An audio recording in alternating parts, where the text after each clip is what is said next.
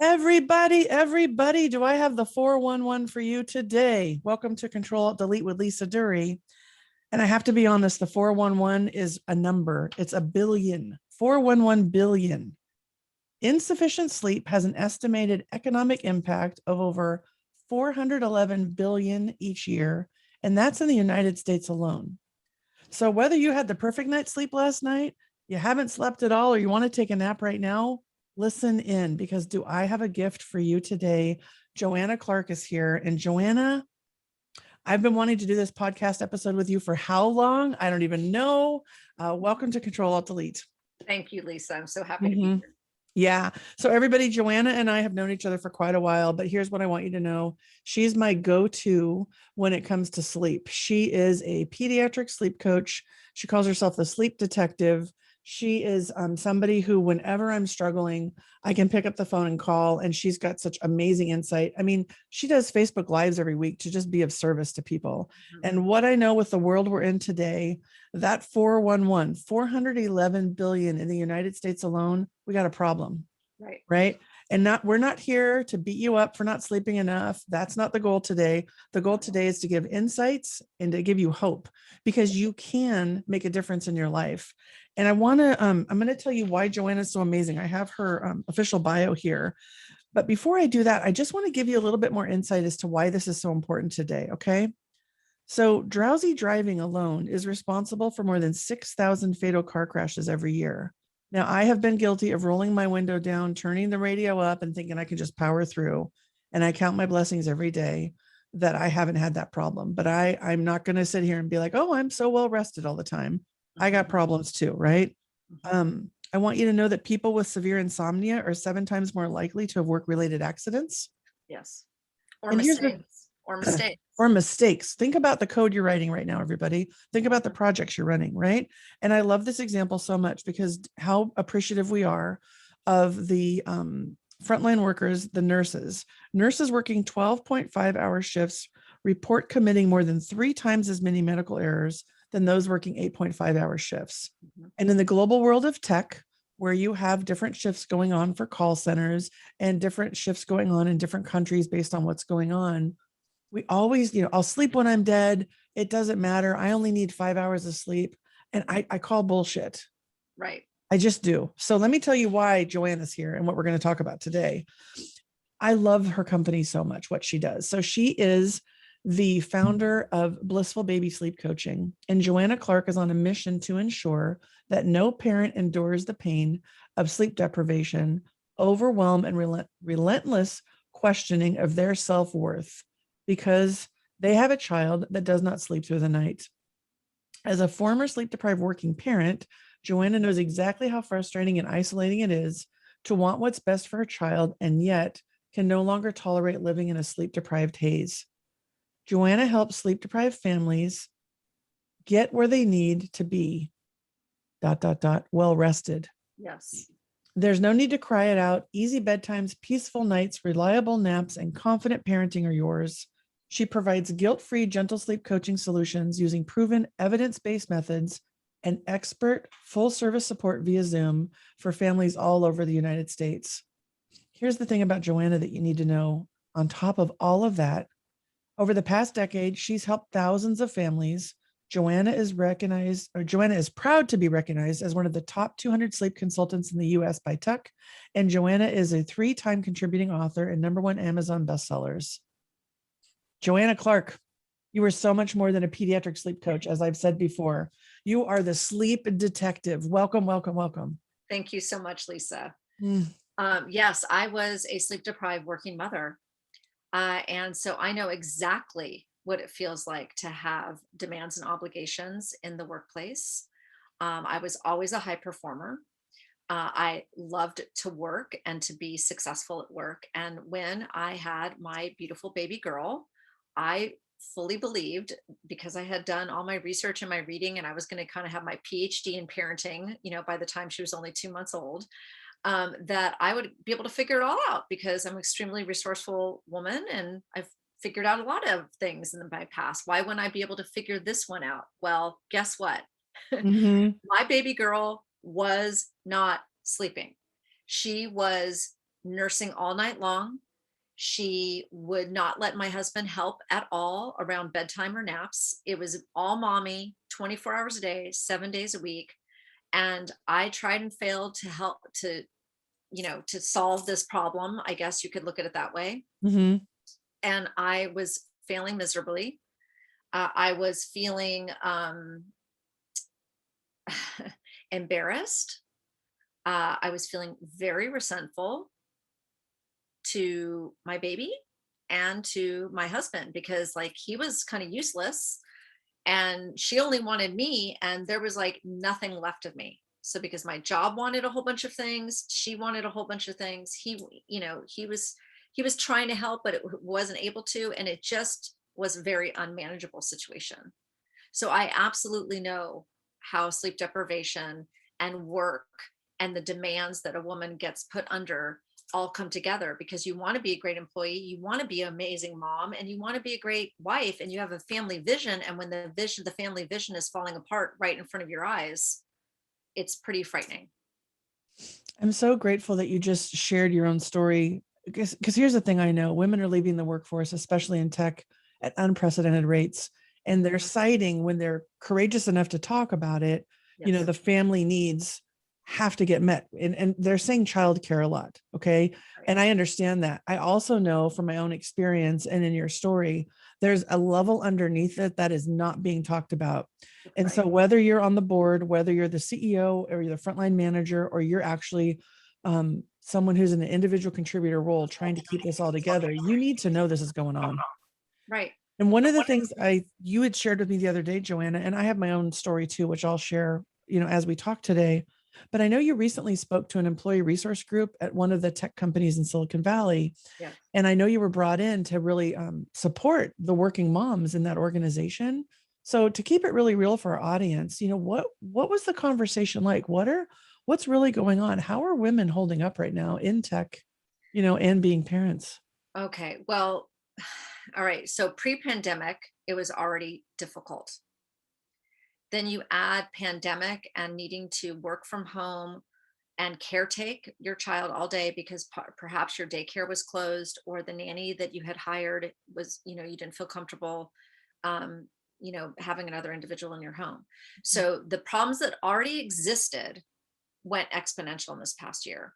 And really, what the moms are sharing with me, because I'm talking to working moms every day, and especially when I go in and talk to organizations of working moms, is that there is tremendous shame and guilt that their child is having sleep issues, that they've tried to fix it and haven't been able to get resolution, and they feel shame about the fact that they haven't been able to figure it out, Mhm. that they have been able to outperform themselves in all different areas of their life. But this motherhood thing, and especially this one element of this motherhood journey, is a conundrum to them. And they don't want anyone to know that that's what's the underneath. So Lisa just mentioned kind of the underneath, like if a mother has to choose to leave the career for a while and she cites child care concerns, I would imagine that if we asked her multiple other questions, like what elements of childcare, it would most likely be, I'm up all night with my baby, and I don't have the physical, emotional stamina to be the mother or the employee that I know I'm capable of under these conditions of sleep deprivation, Mhm. because Yeah. mothers are sleep deprived. So let me give you some of my statistics to Yeah. really pinpoint this. Um, right now, these are all new stats, by the way.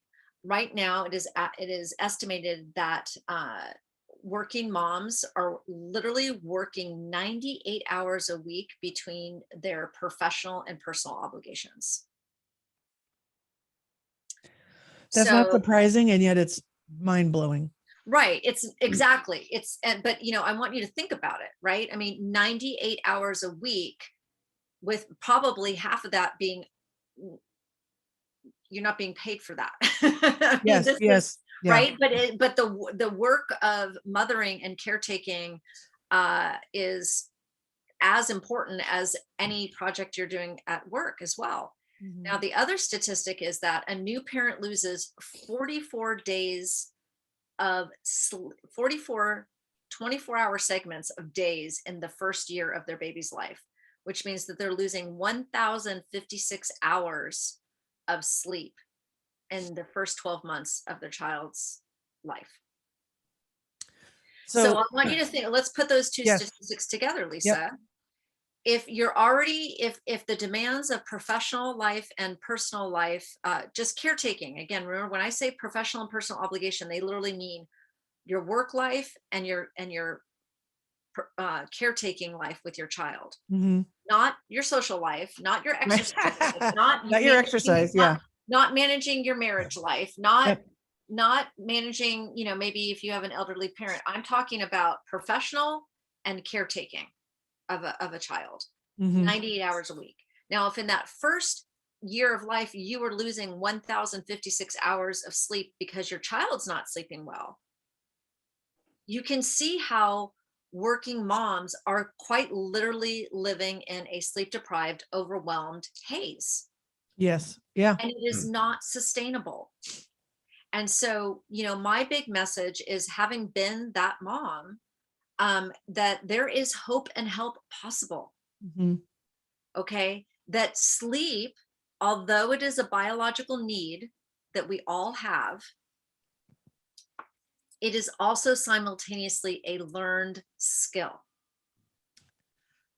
And there are 3 skills in sleep: the ability to self-regulate, the ability to self-settle, and the ability to self-soothe. And say it again: self-regulate, yep, self-settle, and self-soothe. So a child has to learn 3 separate skills, and then they have to learn how to use them in tandem.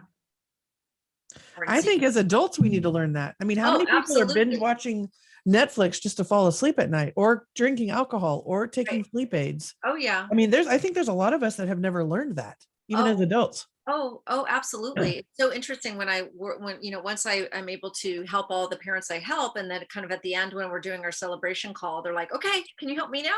Right. I've learned so much, and I've already been able to take a lot of your knowledge that you're teaching me about my child into my personal life. And I want to go deeper because I want to have healthy sleep habits, just like my child is learning. Yeah. But I should say that, kind of circling back, like, why I want everybody listening to recognize that if they are in that sleep deprived haze because their child is not sleeping, I want them to know that there is always hope and help, and that it's never too late, because sleep is a learned skill. We can create the right circumstances and the right environment for your child to learn the skills. It is. And so if you have this feeling like, oh, he'll always be a terrible sleeper, or, oh, I'm just going to have to be a martyr because that's motherhood. No. That is not the case whatsoever.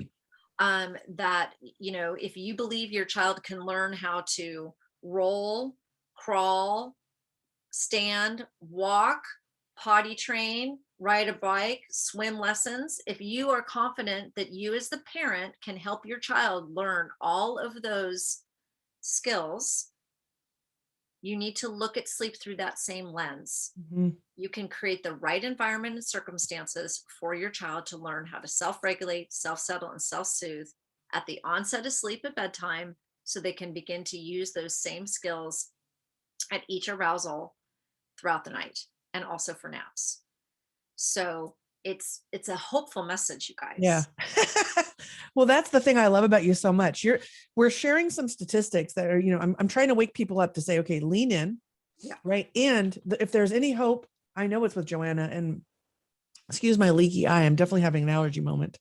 I'm actually crying too, right? If I'm honest with myself, I bet my soul is crying a bit, for all the mothers out there, for all the dads out there. Listen, it affects the dads too. Absolutely. One time I remember my husband, so I'll just say, I believe that this exact problem is what led to part of my own burnout. Okay.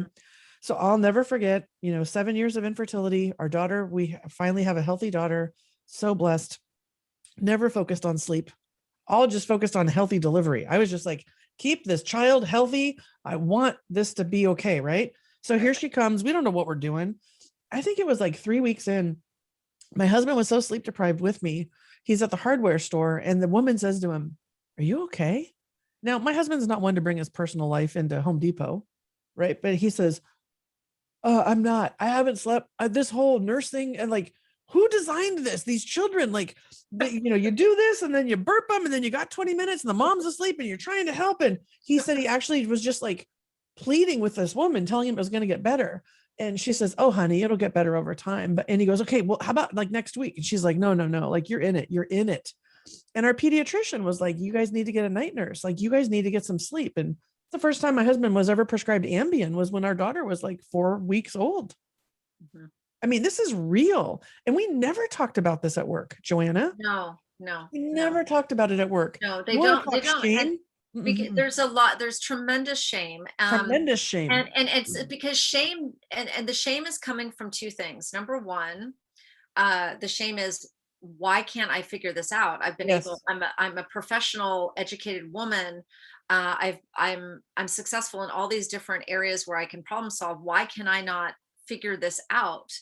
And then there's also this other element of, well, this just must be motherhood. I guess I'm just signing up for this. I didn't think it would be this hard, but I guess I'm going to resign myself to this feeling of martyrdom.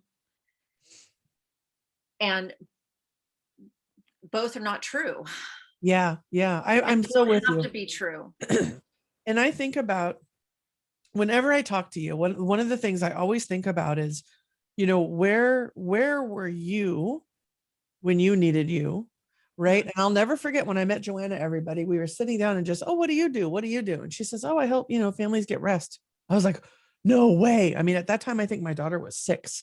Yes. And I had told her my own story of our own journey. And then I just was like, I need to introduce Joanna to absolutely everybody I know.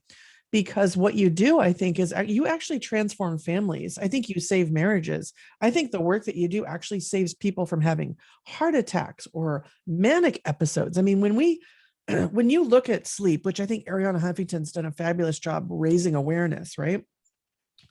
There's so much more here. So yes, we are talking specifically right now about getting your child a well-rested night, but that leads to everything. And so when we think about Ctrl+Alt+Delete, right? Burnout prevention, mindset reset, leadership skills, I really want to just say that this is an act of self-care. Yes. So this isn't the spa. This isn't 3 days, by yourself, just doing the spas and the facials or whatever. Your sleep, the quality of your sleep impacts your entire life and everybody that you lead and love. Mm-hmm. Right? Mm-hmm. So this shame thing alone, when we think about it, for those of you listening in who are leading teams that have working parents on them, do you have any advice, Joanna, for a leader? Like, how can we all be a part of reducing this shame? Yeah, I don't even really know my question, but I'd like us to focus on some solutions to help absolutely. people. So what I would say regarding that is that, I mean, first of all, I think there's a big step when you can have a working mothers group and you can have it be one of the topics. I think that's super important. That this can be like, hey, sleep is a topic that we can all improve upon. Mm-hmm. Sleep is a topic that we can help each other know more about. Mm-hmm. And we can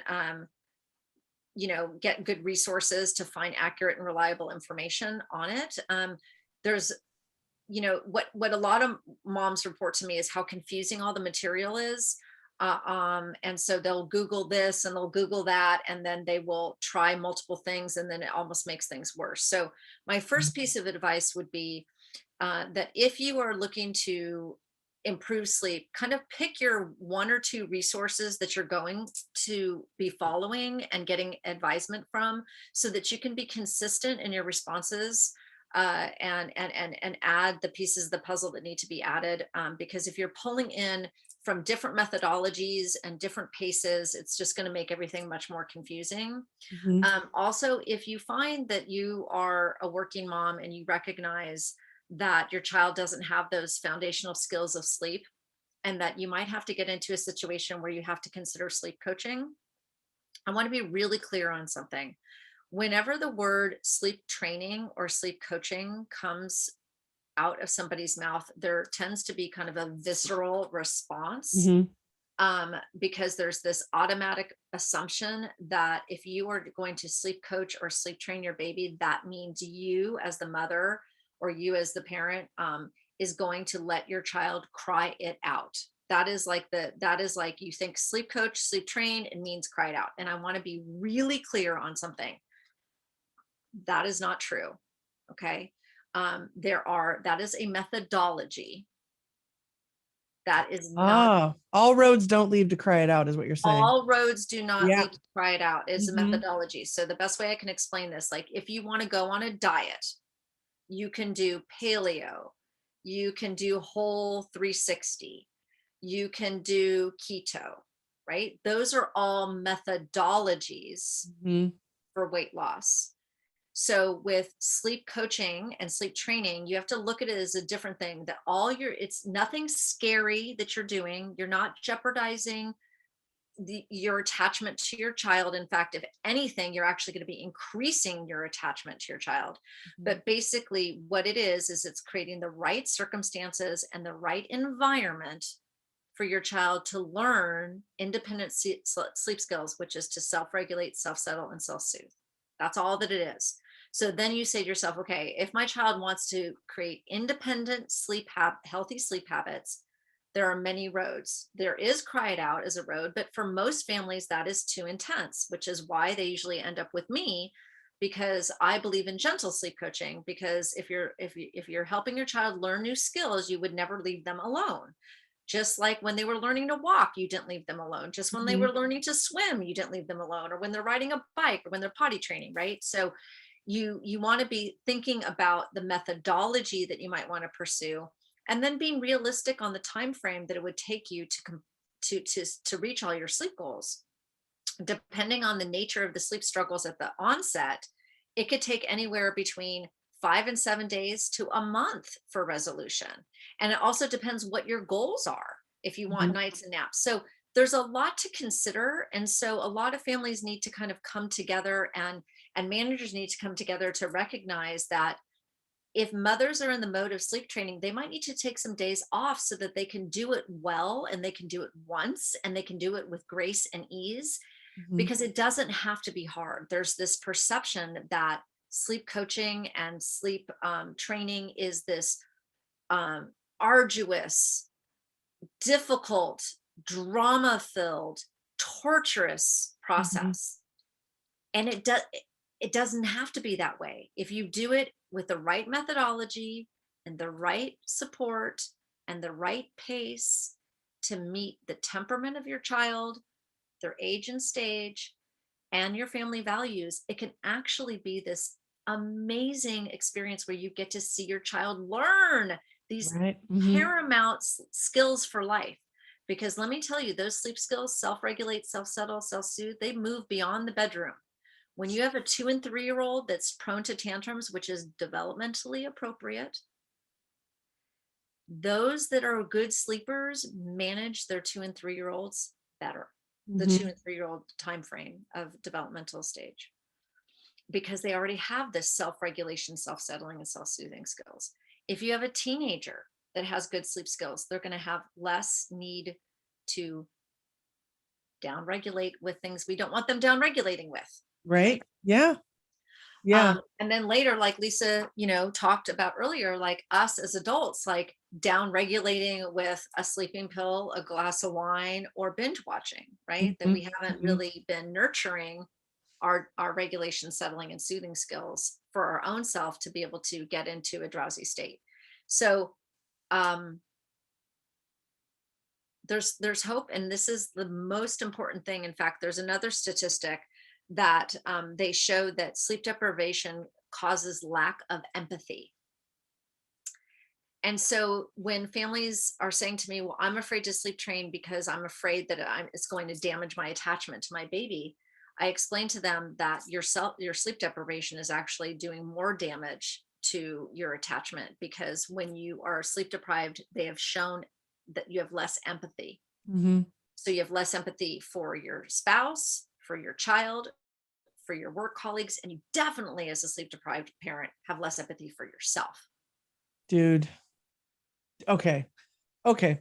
I just had like one of those downloads. So anyone who, for you longtime listeners, get ready because we already know what's happening. Anybody new, hold on to your seats. Okay.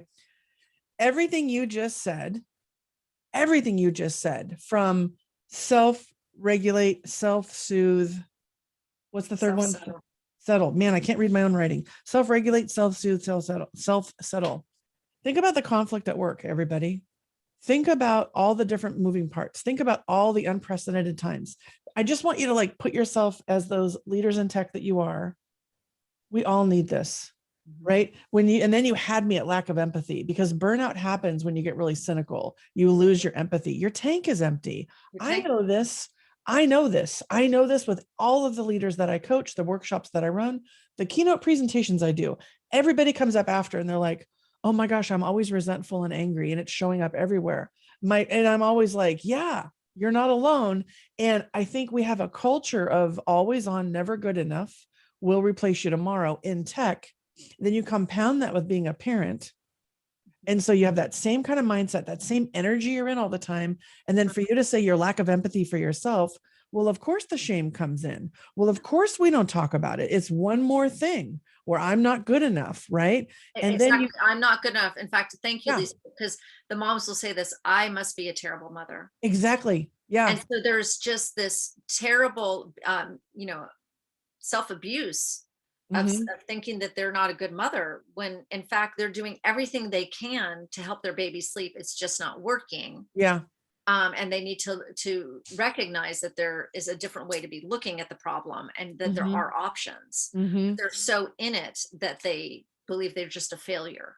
Yes. And listen, I lived it. We all know my story. Yeah. Here's the thing. I think that the download that showed up for me was my focus as a mom myself has been on the women, right? I mean, I've always women in tech. I want to stop the exodus. I work with women back to work. Here's the thing that I think I overlooked. And when you were talking, I realized all of the leaders out there, and majority of male in tech right now, right? First of all, don't even know how to talk about this, don't even know what this looks like. And then if they're experiencing themselves, they're worried about their partners who are feeling like shit about themselves. Yes. And then happy to just be working. So I don't have to feel all these feelings or deal with all this stuff. So this is not just a mother problem. No. Like we're talking about it. It's a family systemic. system. It's a family system. Okay. We just said at the same time, systemic family system. So I'm curious, knowing what we're talking about right now, knowing that there's hope. I don't know many companies that offer sleep coaching as a benefit, right? I do know you have your FMLA, and I do know you have your maternity and paternity, right? But thinking about all of you leaders out there that might have parents in this situation right now that nobody's talking about, what comes to mind for me would be to ask just a simple question: how are you sleeping? Right? Because you'll get at least some insight. How, instead of how was your weekend or how are you sleeping? But I'm curious, Joanna, what would be if someone had the courage to say, I'm not sleeping, my baby's driving me crazy, I feel like a failure. They're not going to say that, but whatever they were to say, oh, we're fine, or it's fine. Well, really, how many nights of sleep are you getting, or how many hours of sleep are you getting? What's something a leader could say to show empathy, or an action a leader could do to make it safer for these sleep deprived employees on their team to almost be more honest about it? What's something that these sleep deprived parents need to hear from their leadership for them to feel like it's okay to talk about, in your experience? Well, I want to say first that when we're talking about this as being a family system issue, it's true that I require, and when I'm working with families, we have to build a united front between mother and father. So sometimes what's happening is the father is quite aware that there's a lot of dysfunction going on, but because he's been out of the loop, because the mom is doing the majority of the caretaking, he doesn't really recognize, the father doesn't really recognize how bad and depleted the mother is. And so for the employer who is maybe talking to a male colleague and saying, how's the new baby? You might need to recognize that dad might not fully understand the complexity of the family system issue. That he knows something's amiss. he might have this perception that the baby's going to grow out of it, and that it's just something they're just enduring the yuckiness because the dad doesn't recognize that sleep is a learned skill. And so he just thinks that the baby will grow out of it because that's what everyone says. Oh, you know what? You're going to be sleep deprived for a while, but your baby will grow out of it. No, they don't. Mm-hmm. There's another statistic that says that sleep issues with babies in infancy last well beyond their third year. So if you are a sleep deprived parent and you are not addressing this now, you're going to be looking at years of continued sleep deprivation, Mm-hmm. which the added impact goes to all the statistics that Lisa and I just mentioned. Yeah. I mean, I see burnout and marriage failure. By the time families come to me, they're usually in crisis. It's unfortunate. And that would be the one thing I wish could change, is that families would not be having this negative perception of sleep coaching, that they can recognize that they have a pediatrician, they probably had a lactation consultant, they probably even had a doula. Mm-hmm. And those were all individuals that were caretaking them during their pregnancy, birth, and delivery, and their OBGYN, and that a sleep consultant is who you would add to your team, this kind of Right. birth team. Mm-hmm. That you have kind of the pregnancy, the post-birth, and now kind of into the babyhood. What is your team going to be? And that if you're having sleep issues, part of your team would be a sleep consultant that you would kind of have on staff for you to help you through an intense period, or to be available to you for questions as you move along your parenting journey, because there's always going to be sleep transitions that you need help with, or regressions that you need help with. Mm-hmm. So for the employers of the dads, I would say recognize that you might need to ask some more probing questions to the dads, because they might not be fully in tune yet that there's really a problem at home that will ultimately catch up with them. And I'll give you an example of that here in a minute. And then to the moms, I think right from the beginning, you should fully recognize the likelihood that it's not perfect sleeping environment at home is very high, and that she probably isn't going to let you know how challenging it is, and that you probably need to ask the hard questions up front, and then be able to say to them, do you need some support around that? Have you talked to your pediatrician about it? Have you talked to any of your friends? Have you sought assistance from a certified and trained sleep coach in the methodology that is most aligned with your parenting value? And let them know that asking for help is perfectly acceptable, and that they might need some time off to go work on that. Mm-hmm. Because when they can be resolved in the issue, they get their life back and they feel like a whole new woman, a whole new human being. Yeah. Yeah. When I hear you talking, it really there's so much correlation here. I just want to highlight it for people. So when I get called in, right, when people search out me for support, it is an executive in a new role a lot of times. And the failure rate of executives transitioning to that next level is around 40%.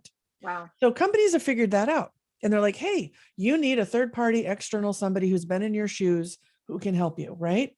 Think about what it's like to be a new parent, like the newness, the failure rate, right? Not that the kid's going to die, but if you want a thriving family system, sleep is essential, people. Yes. So there's that correlation. Then the second thing is pick the right person with the methodology that fits for your values, your needs, right? I work with executives in tech who believe that heart belongs at work, right?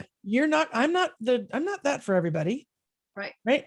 And I'm also really honest about my own stories, so people can see that in you. So there's so much correlation here that I wish that I had thought about it sooner in my own journey to being a parent, because at work, we're always thinking, okay, let's build the best product team. Let's build the best finance team, whatever. And you always look for the strengths of everybody, you pull them together. But the missing component, even for me as a parent in the beginning, was this expertise in sleep and guidance.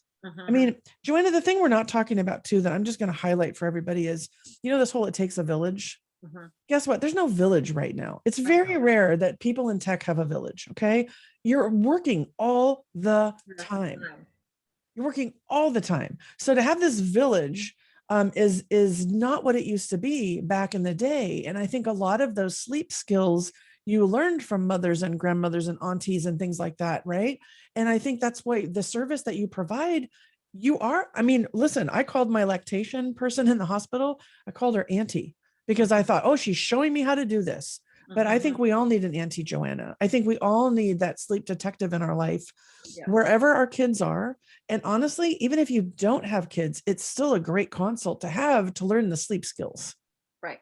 Right. I'm so grateful for what you do. Yeah. And, I would also say like, I work, I'm based here in Silicon Valley. So, I work with families all over the US. But I have a ton of tech employees that I work with, and they're usually both dual working parents. Both Mhm. parents are in leadership roles, and their work suffers, their marriage suffers, right at the point when they think the most beautiful thing that could be happening to them is bringing a new baby into the world.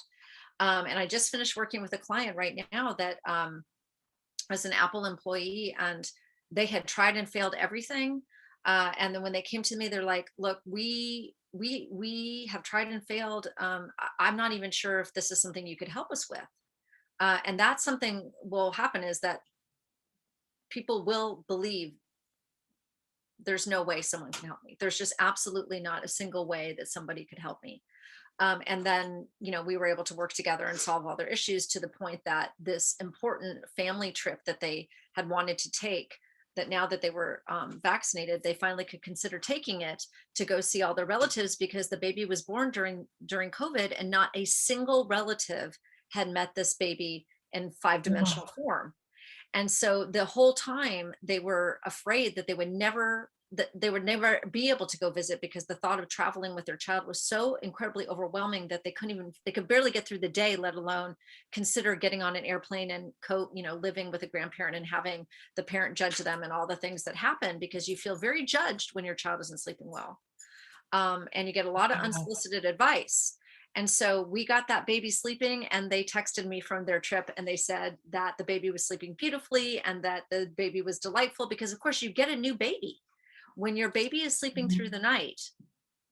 I should say child. Mhm. Okay. Heck, even your partner. When your child is sleeping 10 to 11 hours consolidated, and taking reliable naps, and bedtime is super easy, they're a delight to be around. Mhm. And parenting is like, all of a sudden you're like, I'm actually pretty good at this, and I really am enjoying this. But in the sleep deprivation phase, everything feels like effort and resentment and tit for tat, and overwhelm. Yeah. This is so helpful. So for those of you listening in, I want to just take a moment. If you're driving, I just want you to think about it. But if you're, somewhere stable, I want you to think about your own sleep, right? Because this oxygen mask thing, it starts with us, right? So take a look at the last couple of weeks and just think about, are you going to bed at a regular time? Do you have the blue screens off, right? Is your temperature set correctly? Are you encouraging the same type of habits in your family? And if the answer is yes, then high five, right? Share this episode with other folks so they can learn it too. And if your answer is no, I think the question I want to ask you is why? And I'm asking this about myself too. So I knew Joanna was coming on, and the last couple of nights I haven't slept very well. And listen, did I feel a little bit ashamed bringing a sleep expert onto my show when I'm not sleeping well this week? I thought, you know what? There's no shame in that. Like, let's just talk about it. So for me, my answer, my own question I'm posing to the audience, and I think it really comes down to, it comes down to love. Mhm. How much do you love yourself? How much do you love your life? How Mhm. much are you trying to escape from it? And for me, the last couple of days, we had some big things going on in my personal life. And I had a lot of anxiety. And I think I would stay up and fester. And so I think the question I want to ask you, Joanna, is whether or not there's a child involved, knowing what you know about sleep, Mhm. what are a couple things people can take away right now to even have a better week, a better night? Like, what are some things, as the sleep detective, some trends or themes you see for those of us, including me, that might, take that anxiety and somehow Yeah. turn Well, it? I would say that um, sleep, developing healthy sleep habits for yourself, to establish them, does take discipline. Mhm. And one of the biggest elements of discipline that people have a hard time is giving themselves ample transition from closing out their day to when they want to be asleep, not getting ready to go to sleep, not trying to fall asleep, but being asleep so that they could maximize. So if, like, for example, I know I am a person that really is optimal at 8 hours of sleep a night. I'm optimal at 8 hours. So if I know that I have a big week ahead, then I want to be asleep by 10 p.m. Okay. But what do I need? I need to go backwards and get honest with myself is how much, if I want to be asleep by 10 p.m., what is all the transition points that I need to hit so that I can be drowsy enough at 10 p.m. Mhm. And that's where the discipline is, because, you know, at 9 o'clock, I sometimes get a second wind where I'm like, I'm going to go crank out some emails, or I'm going to do this, or I want to talk to my husband, or gee, it's been a really hard day. I want to just space out on TV. Mhm. But the discipline is that I know I need at least a 45-minute transition from closing out my day to being asleep. And so if I want to take really good care of myself and kind of tend to my future self, meaning that I'll wake up this morning and feel really Right. energized for my day, I have to have the discipline to give myself the ample transition. Mm, So, but that's see, some beautiful. people don't even realize what it is they need for transition. So it just, this is where kind of your own asking yourself the hard questions and doing your own kind of sleep detective work. Mhm. But once you know some of those key factors, it becomes easier um, to optimize. I really appreciate what you're saying so much, because I think about when I had my weight loss journey. And I remember thinking and having this aha moment in my own experience that what I was thinking was hunger was actually me being tired. Oh, yes. And I was always feeding myself thinking, oh, I'm hungry, right? I'll go grab Starbucks or, chips or whatever. This was really when it was really bad. And I think you and I've talked about this in other conversations.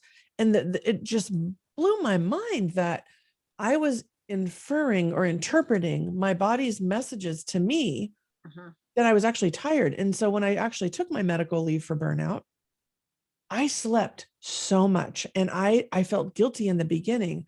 And then I realized through my own learnings that the restorative piece of sleep is actually builds your immunity, helps you make better decisions, makes you easier to be around, made me a better parent and a better Helps wife. helps you Right? lose weight. It Helps did. It you lose weight. totally helped me lose weight. Right, Yeah. because sleep and blood sugars go hand in hand. Yeah. Um, There's so much to this. yes, but again, true self-care in my mind is also kind of discipline, because you have to be honest with yourself on what it is that you really need, and then you have to be willing to make those compromises for yourself to fulfill that need. Mhm. um you Mhm. know um I love I binge watch just like all the others, right, especially after a year of doing it. But I have to actually force myself to say I will not be on a screen past 9 p.m. Mm. And it is, some days I just want to compromise my own goal, and sometimes I do, because we all do, right? Yeah. Yeah, um, welcome to being human, right? yeah, and then on the days that I say nope, and I just turn off my phone and I pick up a book instead, so I have that nice transition in the dimly lit room. Those are the nights that I just fall asleep so beautifully, and I sleep all night long and I wake up Mm. great. So, we all know this, you guys. Listen, I mean, this Yeah. is not, but it's the doing, right? Right. But circling back to moms, I just think, or to parents, I just want to recognize that, because this is a sleep deprivation, if your child is not sleeping well, inevitably it becomes a family system issue, inevitably. And then once it becomes a family system issue, so what I mean by that is the parents are arguing, there's a lot of resentments being built. um, there is the household chores and maintenance and everything like that just kind of goes by the wayside. And then it starts to fan out to the next level. So each parent's kind of personal or professional obligations start to fall. They stop working out, they stop eating well, they lose their focus and productivity at work. They start to get more stressed and anxious about their work because they know they're not performing. And you can see that it just grows and Mhm. grows and grows until they kind of hit a crisis point where they go, oh my gosh. And I call it being on fumes. Like a lot of mom, this is what I call my kind of stamina scale. One is you're on fumes, and 10 is you're like about to run a marathon. Mhm. most of my families are coming to me when they're already on fumes. They're already at a 1. I don't want that. I would rather have them recognize like, oh, there's a problem here. Let me see how I can solve this before I hit rock bottom, right? Mhm.